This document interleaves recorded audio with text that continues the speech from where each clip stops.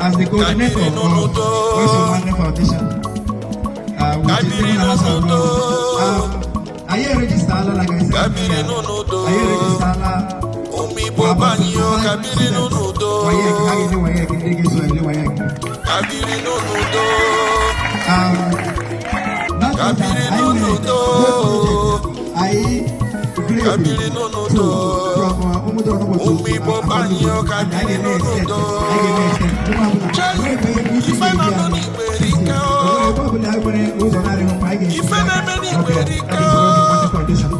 Now, if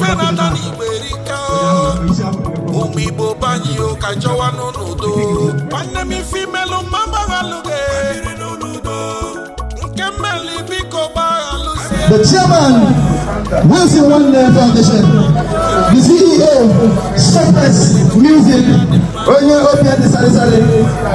The chairman, Wilson Wonder Foundation, please make way into the stage. Talk to your people. It is officially the unveiling of Wilson Wonder Foundation. The round of applause as the next entry into this podium today. Thank you, thank you, thank you.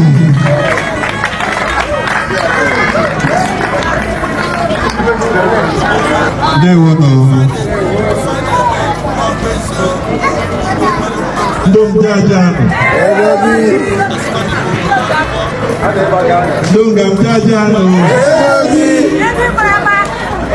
They will not select an honor of Nadia Maka Wilson Foundation. Mandela no be moment empty Canada. My own Namku Canada because I can have more over there. And we're more to do now. It's my Aquatara in the Menobachta. Now the foundation, Makinian Obudaka, Makanot.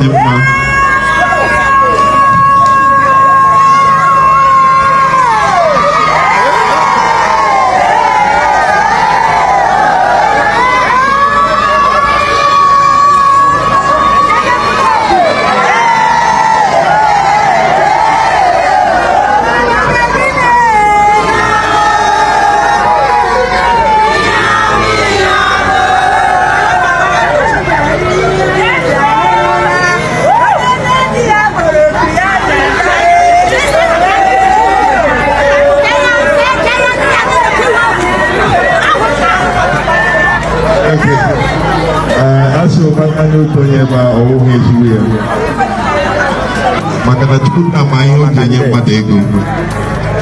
Ore mana mana patego. Ya unna ni ya desinole. Ioma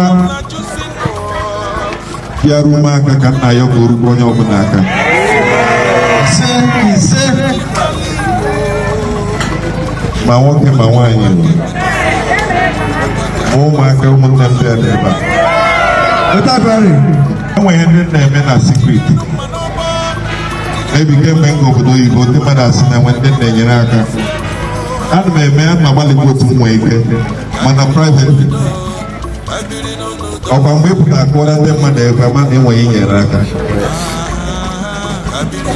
Almost Simona, they were in the near support. Shall be up on a map. I said, no, not drama. The muta, not the home, my age. Show me how far. Mona Stanley, next time, they go. But she need land a secret, not drop a man. Nampalia, Mayaka, at least, copy. So check when I tell you, okay. Here again, they would not have one pause, and then when you foundation, and they get your Bodaka. Every family still have results. Amen. He said, and then when we the guy be the name, I can't watch out.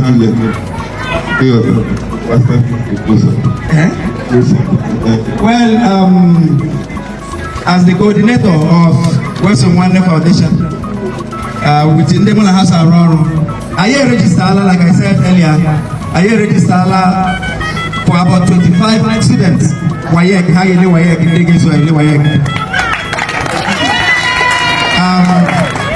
not just that, I went in road project. I grade from Omodonobo to Apodudu, and I gave me extend. I went to eating this year. When I was on I gave that is worth of one condition. Now, over to the man. Thank you. The king himself. Okay, thank you, Stanley. Yeah, we just malite. And I'm okay with one of everything I see, I will go. And I may have a social development of our people. Like